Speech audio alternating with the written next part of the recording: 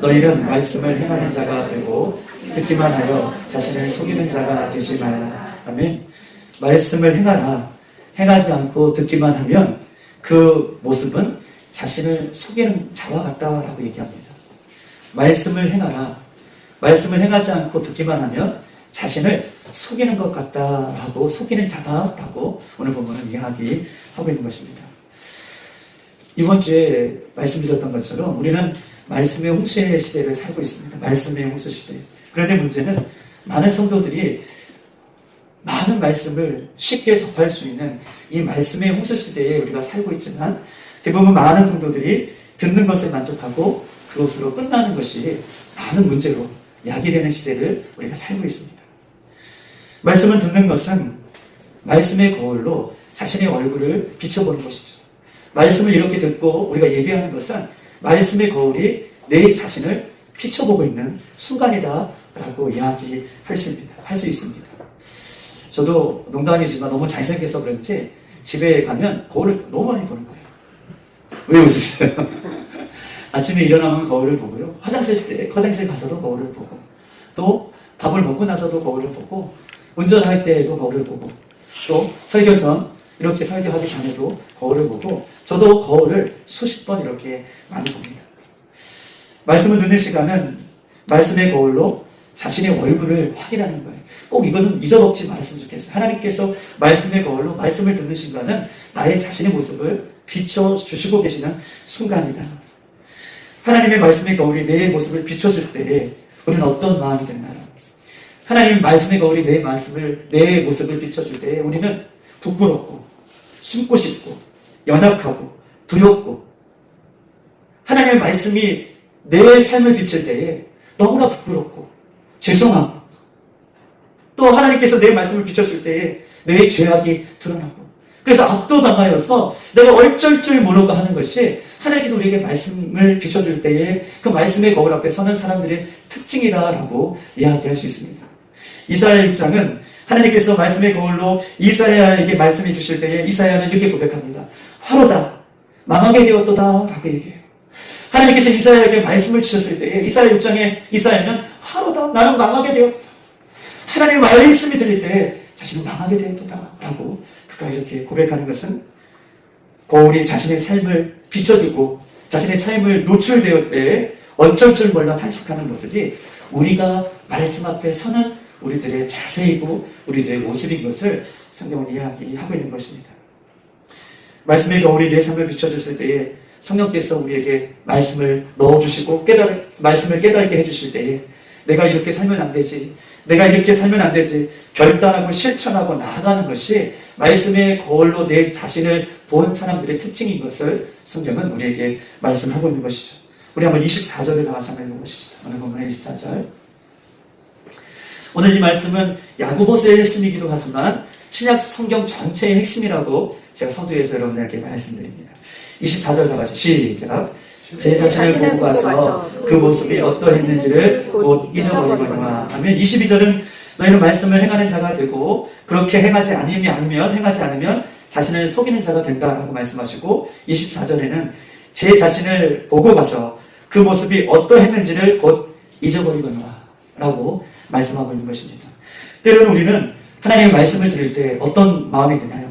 감동이 있고요. 하나님의 말씀을 들을 때 깨달음이 있고요. 말씀을 들을 때 할렐루야, 아멘 이렇게 은혜도 받고요.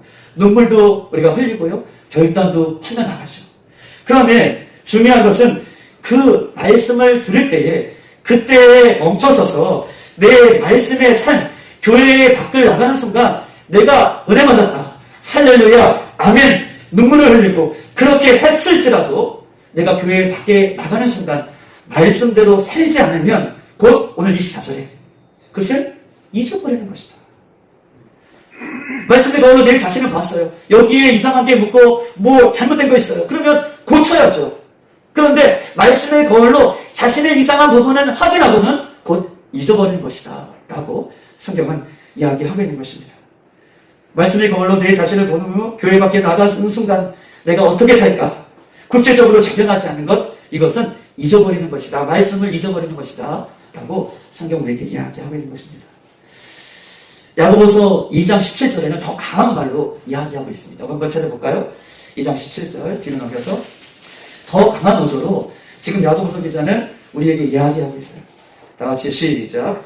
이와 같이 행함이 없는 믿음은 그 자체가 죽은 것이다. 아멘. 이와 같이 행함이 없는, 구체적으로 말씀을 듣고 잊어버리고 그 외 밖에서 말씀대로 살지 않는 그런 모습을 갖고 있다면, 그런 모습이 우리 가운데에 남아있다면 그것은 야고보서가 아주 강력하게 얘기하는 것인데, 행함이 없는 믿음은 그 자체가 죽은 것이다 라고 그렇게 말씀하고 있는 것입니다. 행함이 없는 믿음, 죽은 것, 생명을 잃은 믿음, 가치가 없는 믿음, 작동하지 않는 믿음, 가능성이 없는 믿음, 효력이 없는 믿음, 그 기준이 어떤 것이에요? 행하느냐, 행하지 않느냐. 말씀의 거울로 비춰봐서 그 말씀대로 살아가느냐, 살지 못하느냐가 기준이어서 하나님께서는 말씀하시기를 말씀대로 살지 않으면 그 믿음이 죽은 것이다 라고 이야기합니다. 죽어있는 믿음이라면 우리가 어찌 천국에 갈 수 있겠습니까? 죽어있는 믿음을 우리가 갖고 있다면 우리가 어찌 천국에 들어갈 수 있느냐라고 성경 우리에게 반문하고 있는 것이죠. 독일의 유명한 신학자이자 목사님이신 디트리히 보네포라는 목사님이 조직 신학자인 그런 목사님이신데, 그 목사님 이런 얘기 하셨어요. 순종하는 자만이 믿고 믿는 자가 순종한다. 순종하는 자만이 믿고 믿는 자가 순종한다.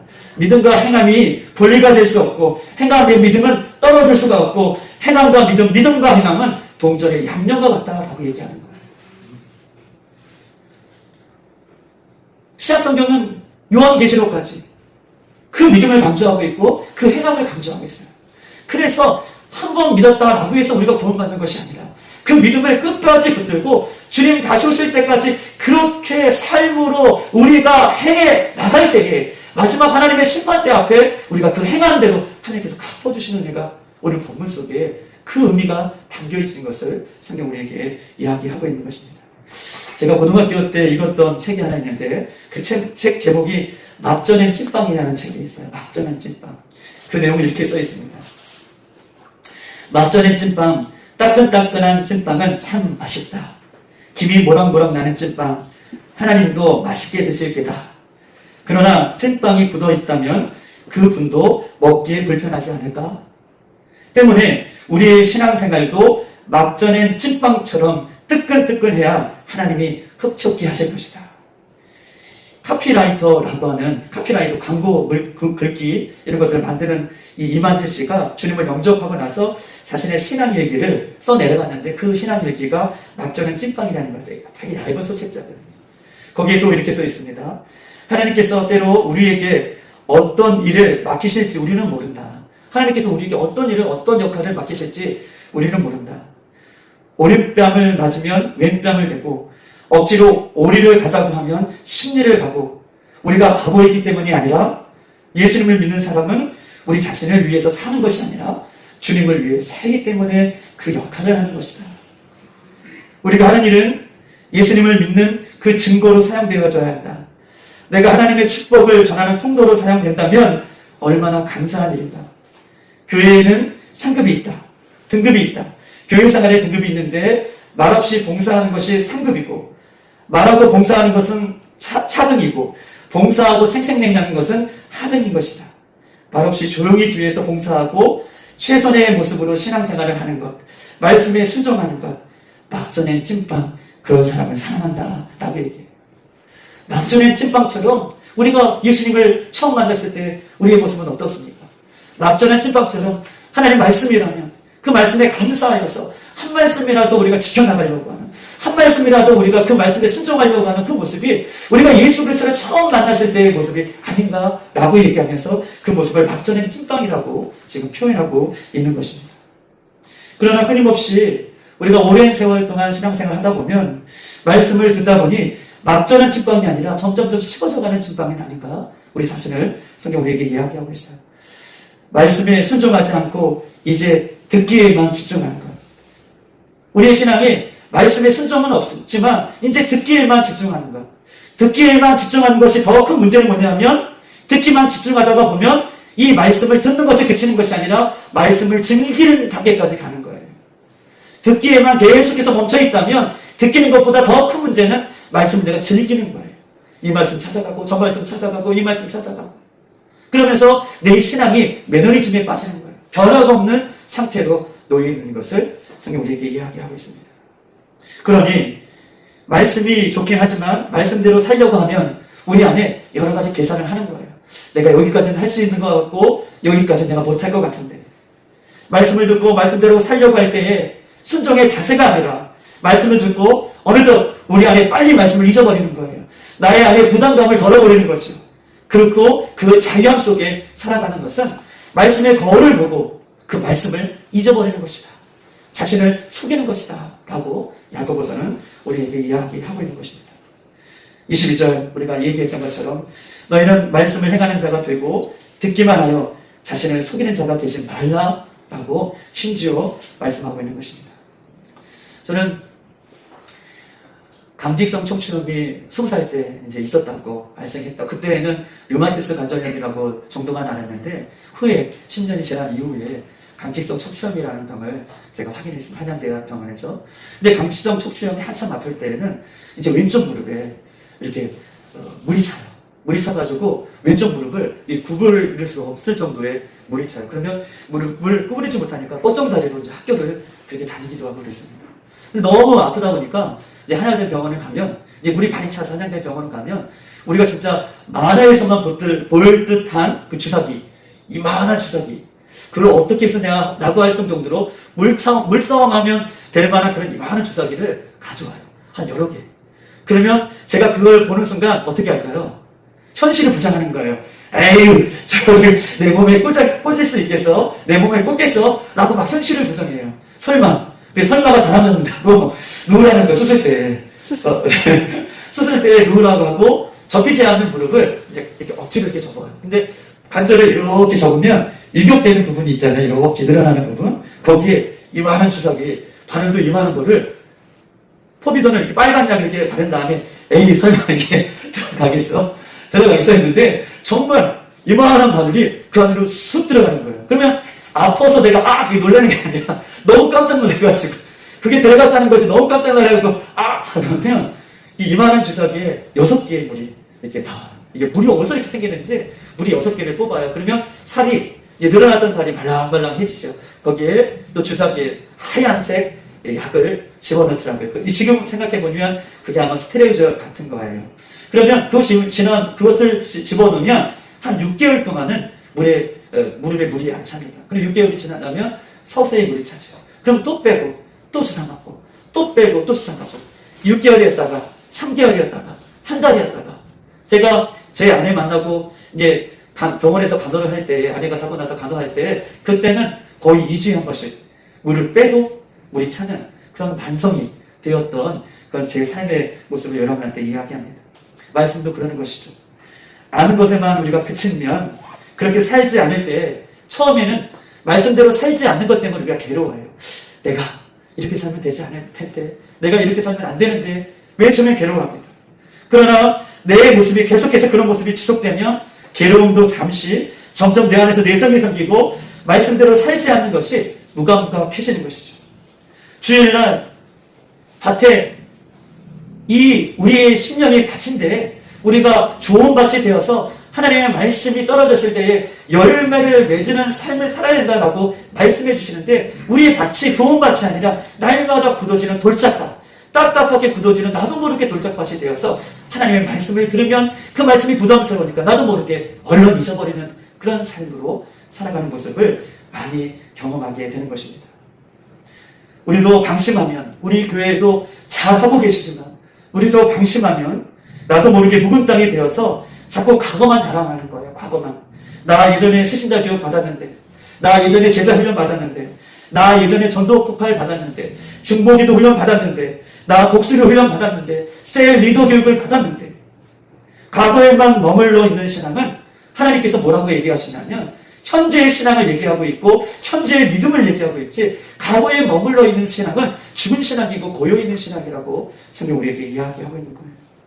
사랑하는 여러분, 오늘 우리가 말씀의 거울이 우리 삶 가운데 비춰졌을 때에 우리가 그 말씀을 가지고 삶 가운데에 우리를 부르신 그 부르신 현장 가운데에 말씀으로 살아낼 수 있는 저와 여러분이 되시기를 주님의 이름으로 축복합니다. 두 번째, 말씀을 듣고 잊어버리는 것. 이것은요, 지식적인 신앙생활을 하는 사람의 특징이다라고 얘기할 수 있어요. 지식적인 신앙생활을 하는 것. 지식적인 신앙생활을 하는 사람은요, 아는 것이 목적이 되고 아는 것이 목표가 되는 그 사람입니다.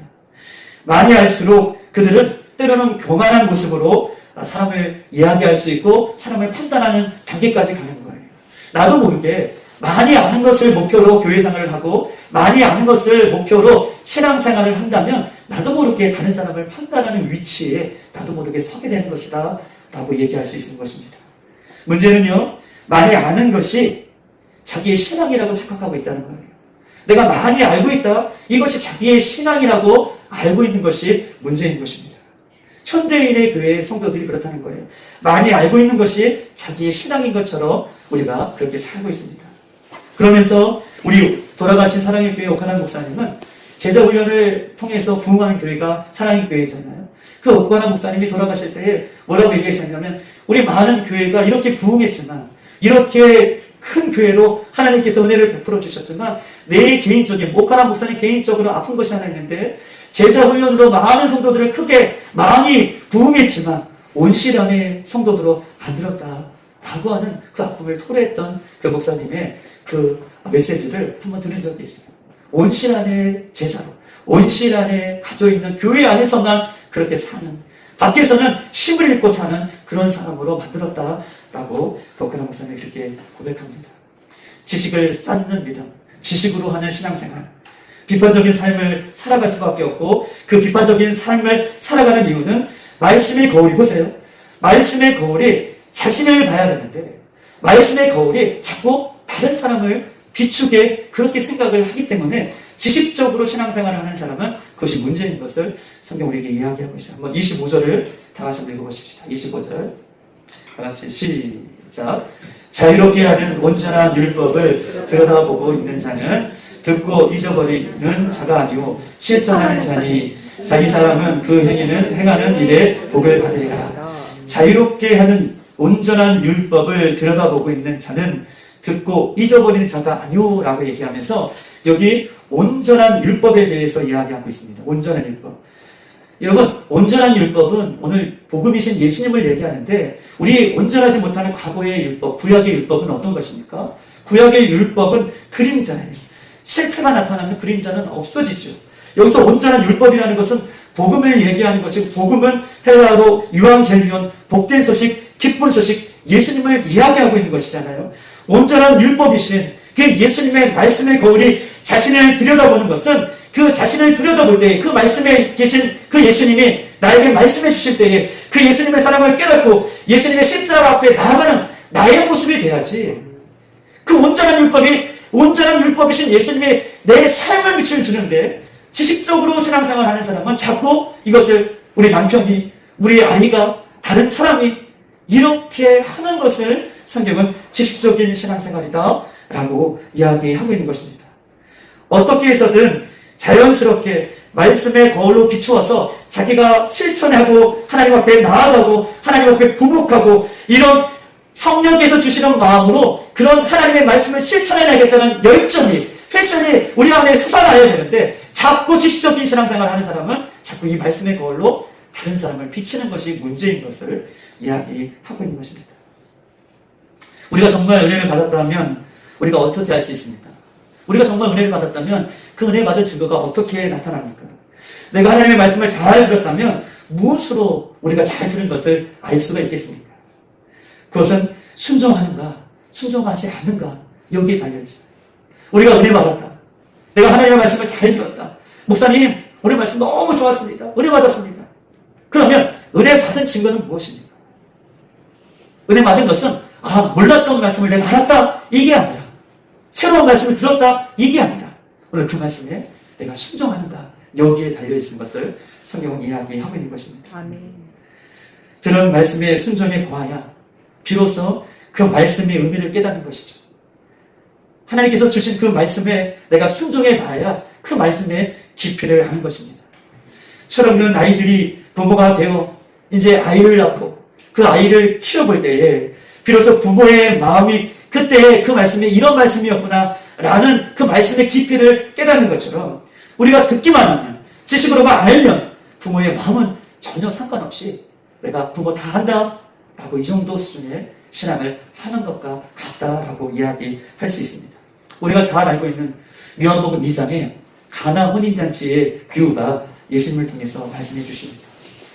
가나 혼인잔치 포도주가 떨어졌음을 오늘 육신의 어머니가 예수님의 육신의 어머니 마리아가 예수님 앞에 나가 예수님 혼인잔치에 포도주가 떨어졌습니다 라고 말을 하죠. 그러고 나서 종들에게 예수님께서 무슨 말씀을 하시든 어떻게 하라? 맞아요. 그대로 따르라 순종해라 라고 어머니가 당부하셔요. 그러고 나서 예수님께서 그 제자들에게 종들에게 빈 하가기에 물을 채우라 라고 말씀하셨을 때에 종들이 2장 7절에 보면 그 빈 하가기의 물을 아구까지 채웁니다. 그리고 그 물을 어떻게 해요? 연회장에 갖다 주어라. 잔치하는 그곳에 갖다 주어라 라고 그렇게 얘기합니다. 여러분 연회장에 좋은 포도주를 갖다 주어야 되는데 오늘 이상한 것은 오늘 요한복음 2장에 연회장에 갖다 주는 물은 제자들은 알죠. 밖에서 물을 떠온 그 물을 예수님께서 갖다 주라고 말씀하고 계시는 거예요. 물을 떠서 연회장에 갖다 주라는 말이 이해가 되지 않고 왜 물을 예수님께서 갖다 주라고 반문할 수 있었지만 순종하여 그 물을 종들이 갖다 줍니다. 말씀대로 행합니다. 그랬더니 어떤 현상이 일어났나요? 물이 변하여 포도주가 되었다라고 얘기해요. 이 말은요, 어떤 그림 동화책에 나오는 얘기가 아니에요. 하나님의 말씀은 살았고 운동력이 있어서 시공간을 초월해서 우리에게도 나타내시는 하나님의 살아있는 말씀인 줄 믿습니다. 연회장 사람들은 그 포도주가 어디서 났는지는 몰랐을 거예요. 연회장에 많은 사람들은 그 포도주를 마시면서 이 포도주 어디서 났지? 아무도 몰랐을 거예요. 그렇지만 아는 사람이 있었습니다. 아는 사람이 누굽니까? 맞아요. 그 말씀에 순종한 그 종들은 노예들은 그 포도주가 어떤 포도주인지 물이 변화의 포도주인지가 된 것을 아마 정확하게 그 순간 알았을 것입니다.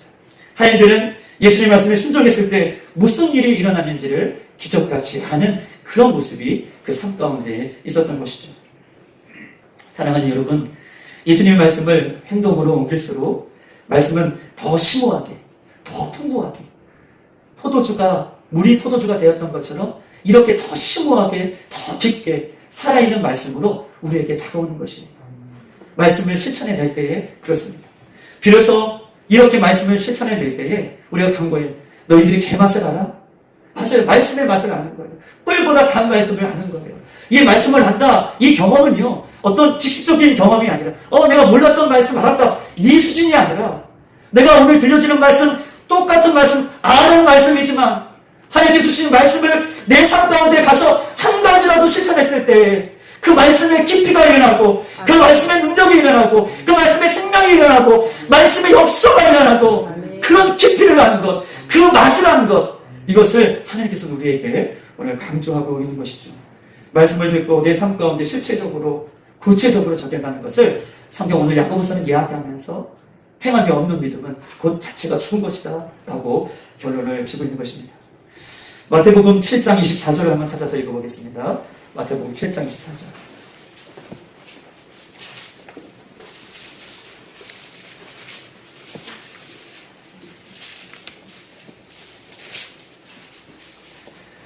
(10조) 있습니다. 신약성경 10조 7장 24절 시작. 그러므로 누구든지 나의 이 말을 듣고 행하는 자는 그 집을 반석 위에 지은 지혜로운 사람과 같으니 그러므로 누구든지 나의 이 말을 듣고 어떻게 하는 사람이요? 행하는 자는 그 집을 반석 위에 지은 지혜로운 사람 같으니 라고 말씀하고 계셔요. 한번 보십시다. 우리는요 말씀을 모두 듣는 것까지는 모두 할 수 있어요. 말씀을 모두 듣는 것까지는 우리 모두는 할 수 있습니다. 그런데 우리 인생의 운명을 결정짓는 말씀을 행하는 것, 나의 인생의 운명을 결정짓는 행함이 있는 것까지는 아무나 가지 못하는 것을 이야기하고 있어요. 듣는 것에 우리 삶의 변화가 되어야 되는데, 듣는 것을 통해서 우리 삶이 변화가 되어서 순종하는 단계까지 되어야 되는데, 우리 모두는 말씀을 듣는 것까지는 할 수 있어도 말씀을 듣고 행하는 단계까지는 쉽게 갈 수 없는 것을 성경 우리에게 이야기하고 있어요. 우리의 삶을 바꾸는 축복은 무엇입니까? 말씀을 듣는 것이 우리의 삶을 바꾸는 축복이 아니라 우리의 삶을 바꾸는 축복은 말씀을 듣고 행할 때에 우리의 삶에 그 축복이 임할 것을 오늘 25절에도 우리에게 이야기하고 있는 것이죠. 26절에 이렇게 써 있습니다. 마태복음 계속이에요. 26절. 나의 이 말을 듣고 행하지 아니하는 자는 그 집을 모래 위에 지은 어리석은 사람과 같으니. 27절. 비가 내리고 창수가 나고 바람이 불어 그 집에 부딪힘에 무너져 그 무너짐이 심하니라 라고 결론을 내리고 있어요. 본문에서 보세요, 여러분. 누가 모래 위에 집을 짓겠습니까? 모래 위에 집을 짓는 바보가 어디 있겠어요? 모래 위에 집을 지으면 그 집이 무너질 것이다 라고 하는 상식을 다 갖고 있지만, 그러나 이렇게 말씀이 들려주고 그렇게 행하라고 말씀에 주고 계시지만 어떻게 해요? 진짜로 모래 위에 집을 짓는 사람이 이 말씀을 듣고도 있다라고 얘기하는 거예요. 그런 사람의 집은 어떻게 해요? 곧 무너질 것이다 라고 성경은 결론으로 이야기하고 있는 것입니다. 오늘 다시 한번 야고보서로 돌아가서 한번 26절을 다 같이 한번 읽어보십시다. 26절 다 같이 시작. 누구든지 스스로 경건하다 생각하며 자기 열을 재갈 물리지 아니하고 자기 마음을 속이면 이 사람의 경건은 헛것이니. 아멘. 오늘 야고보서 1장 26절에서 그러면 행함을 어디까지 행하느냐, 어떤 구체적인 행함을 얘기하느냐라고 했을 때에 그 행함의 구체적인 것들을 한 가지 더 이야기하는데, 누구든지 스스로 경건하다 생각하며 자기 혀를 재갈 물리지 아니하고 자기 마음을 속이면 이 사람의 경건은 헛것이다 라고 얘기하고 있습니다. 말씀을 듣고 행하는 삶은 즉 경건의 삶인데, 이 경건은요 혀와 연결되어 있다라고 얘기하고 있어요. 다시 한번, 말씀을 듣고 행하는 것은 경건한 삶인데 이 경건은 자신의 혀와 연결되어 있다라고 이야기하고 있습니다. 예수님 당시의 바리새인들, 종교인들, 이 사람들은요 겉모습은 굉장히 경건한 사람들, 이 사람들을 따라갈 수 없어요. 말씀을 잘 지키는 사람들이죠. 그런데 이 사람의 중심은 뭐냐 하면, 겉모습은 그렇게 예수님을 믿는 것 같고, 겉모습은 하나님의 말씀을 믿는 것 같지만 속 중심에는 말씀이신 예수님을 믿지 않는 모습으로 지금 나아가고, 오히려 말씀이신 예수님이 이 땅에 오셨음에도 불구하고 예수님을 비판하고 심지어는 죽이는 모습으로, 겉모습은 경건한데 오히려 그 속은 죄가 가득한 모습을 예수님께서 지적하고 계시는 것이 바리새인과 종교 지도자들의 모습인 것이죠. 이들은요 항상 자기는 옳다고 생각합니다. 말씀을 듣고 자신의 죄의 모습을 회개하는 것이 아니라, 예수님을 만나고 자신의 죄를 회개하는 것이 아니라 자신이 늘 어렵다고 생각하기 때문에 말씀으로 오신 예수님조차도 어떻게 해요? 판단하고 정죄하고 죽이는 일을 감당하죠. 그런데 죄가 많은 세리, 창기, 죄인들은요 예수님을 만나는 순간 어떻게 해요? 예수님 앞에 달려가 그들이 예수님 앞에 불복하고 예수님을 믿고 삶이 변화되는 삶을 살아가는데, 종교인들과 바리새인들은 말씀을 들리지만, 말씀이신 예수님을 보지만 그들의 삶이 변하지 않는 것은 자기만이 옳다라고 생각하는 그 모습이 있기 때문에 그렇다라고 얘기할 수 있어요. 그러면서 26절, 누구든지 스스로 경건하다 생각하며, 뭐라고 얘기해요? 누구든지요. 어떻게 해요? 스스로 자기는 경건하다 생각한다는 거예요. 나는 옳다라고 생각한다는 거예요. 스스로 나 이 정도면 괜찮은 사람이야, 나 이 정도면 잘하고 있어 라고 스스로 생각하는 사람, 이 사람은요 그 신앙이 각자 하나님 앞에 심판 때 설 거라는 생각을 못하고 있는 거예요. 이 말하면 내가 잘 믿고 있어, 내가 이 말하면 잘하고 있어 라고 스스로 교만을 떨고 있는 사람은 하나님 앞에 스스로, 예수님 앞에 우리 각자가 어떻게 해요? 예수님 앞에 심판 때에 설 거라는 것을 모르고 있는 사람이다 라고 얘기할 수 있습니다. 우리는요 예수님 앞에 우리 각자가 설 것인데, 내가 남편 때문에, 내가 아내 때문에, 내가 자녀 때문에, 엄마 아빠 때문에 천국 가는 것이 아닙니다.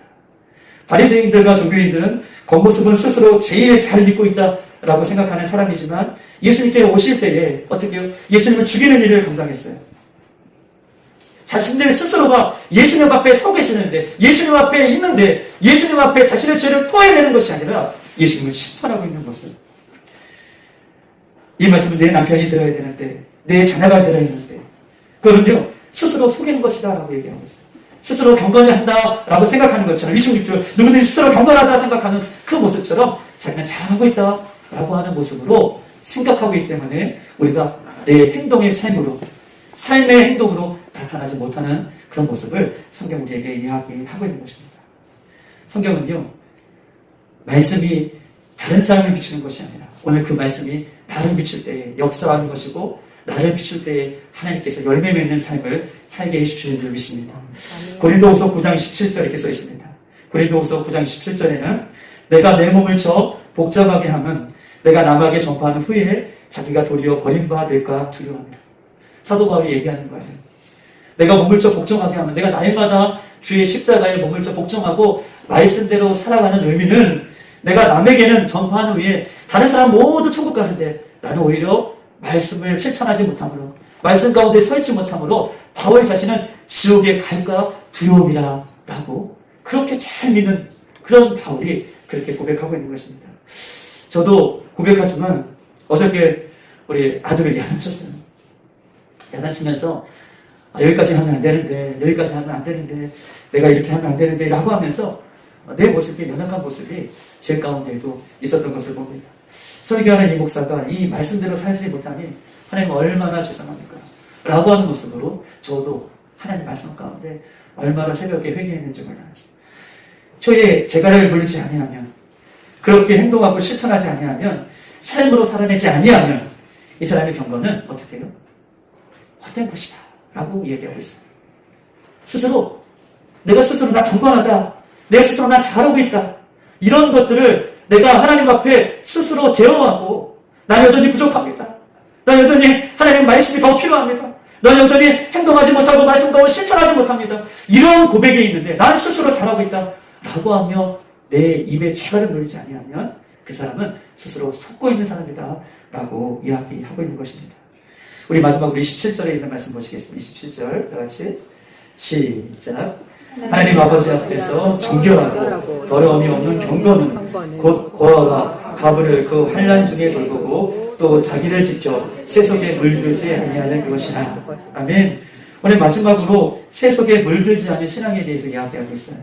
연약한 자들을 돌보는 것, 연약한 자를 케어하는 것, 연약한 자를 붙잡아주는 것, 이것은 행함이 있는 것이잖아요. 연약한 자가 있는데 연약한 자를 내버려 두는 것이 아니라 우리가 행함이 있는 믿음을 구체적으로 얘기하면서 연약한 자를 돌보는 것까지 내가 행함이 있는 것까지 가는 것을 오늘 야고보서 기자는 이야기하고 있어요. 연약한 자를 돌보는 일이 말씀을 실천하는 것이고 이것이 믿음의 중요한 요소임을 성경은 이야기하고 있습니다. 그러면서 연약한 자를 돌보는 것 이것이 경건임을 다시 한번 이야기하고 있어요. 여러분 연약한 자를 돌보는 것은 어떻게 보면 작은 일이죠. 우리가 행동으로 살아있는 믿음으로 순종하는 신앙으로 살아가는 것은 크게 하는 것이 아니라 이 작은 것부터 실천하는 것을 성경은 이야기하고 있는 거예요. 연약한 자를 돌보는 것부터 시작해라. 즉 우리가 순종하는 믿음, 살아있는 믿음, 내 삶 가운데 정말 말씀의 거울로 비춰보고 내가 하나님의 말씀으로 살아가는 것은 원대하고 큰 것부터 시작하는 것이 아니라 아주 작은 것부터 시작하는 것이다. 이번 주에 말씀이 좋은 밭에 대한 말씀을 하셨다면 하나님 말씀은 씨라고 얘기했잖아요. 하나님 말씀이 떨어질 때 내 밭이 길가밭이 되지 않게, 내 밭이 돌짝가밭이 되지 않게, 가시밭이 되지 않게 작은 것부터 실천하라고 그랬잖아요. 이렇게 하는 것이죠. 내가 예배할 때 나의 마음의 태도를 한번 바꿔봐야지. 말씀을 드릴 때 내 신령의 밭이 옥토와 밭 되기 위해서 내가 정말 예배 때 집중해야지. 기도할 때 찬양할 때 예전처럼 그런 제사가 아니라 기도할 때 찬양할 때 더 은혜가 될 수 있도록 내가 집중해야지. 말씀을 드릴 때 메모해서 그 말씀이 잊어버리지 않게 내가 실천해야지. 이런 작은 것부터 가난한 자를 돌보는 것부터 연약한 자를 붙들어주는 것부터 이렇게 작은 것부터 실천하는 것 이것을 성경은 우리에게 하는 것이죠. 사랑하는 여러분 그렇습니다. 말씀을 듣는 것은요 말씀의 거울로 자기 자신을 보는 것이죠. 야고보서 2장 17절 이와 같이 행동하지 않는다면 그 믿음은 죽은 것이다 라고 말씀하고 계셔요. 믿음이란 곧 행함이다 라고 정의하고 있습니다. 22절 너희는 말씀을 행하는 자가 되고 듣기만 하여 자신을 속이지 말라 라고 얘기하고 있어요.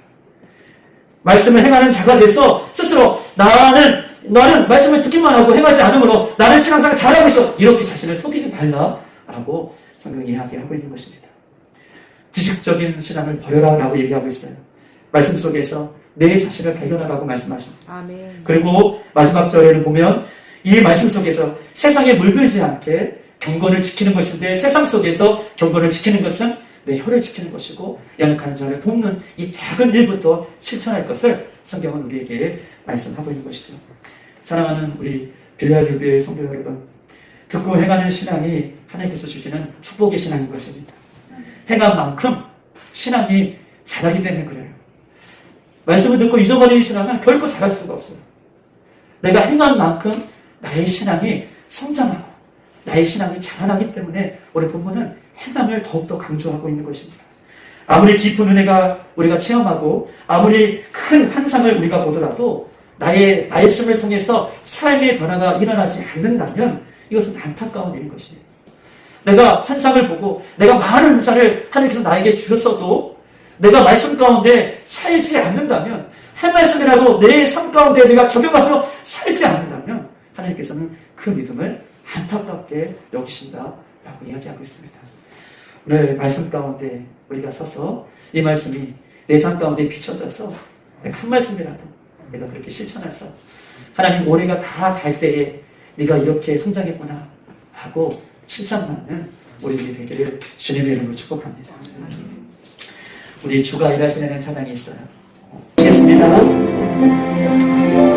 예수님의 말씀을 내 삶 가운데 행하지 못하는 나의 믿음 없음을 회개하며 행함이 있는 믿음의 단계까지 갈 수 있도록 주님 일하여 주시옵소서.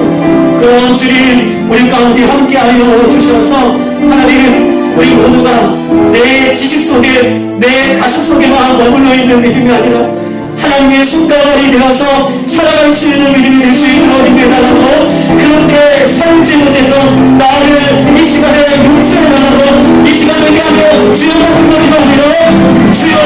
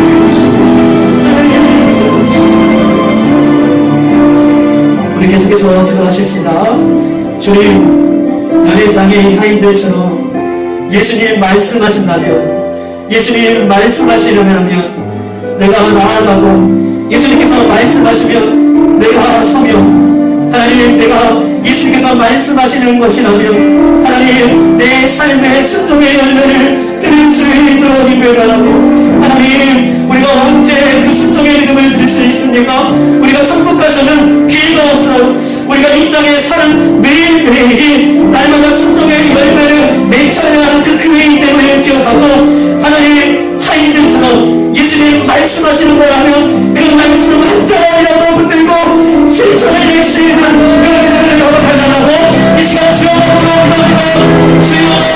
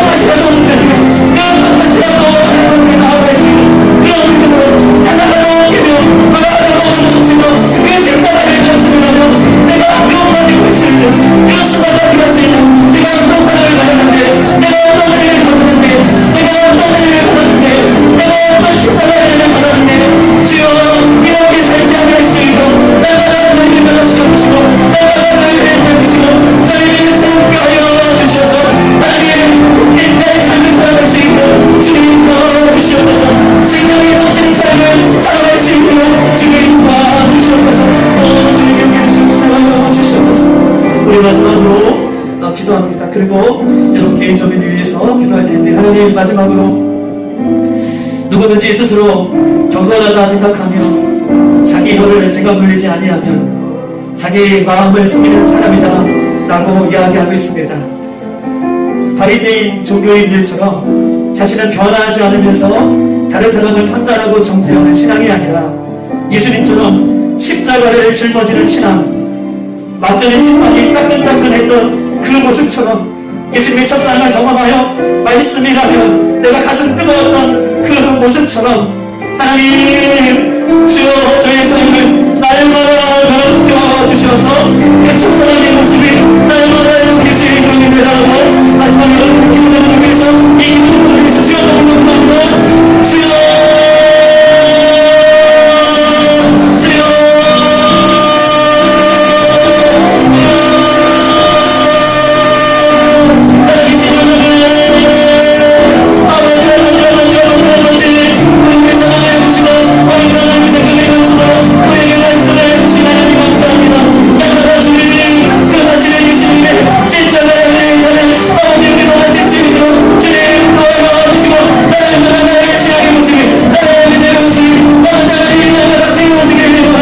주여, 낙지는 지팡이에 가시듯 날마다 우리의 신앙이 따끈따끈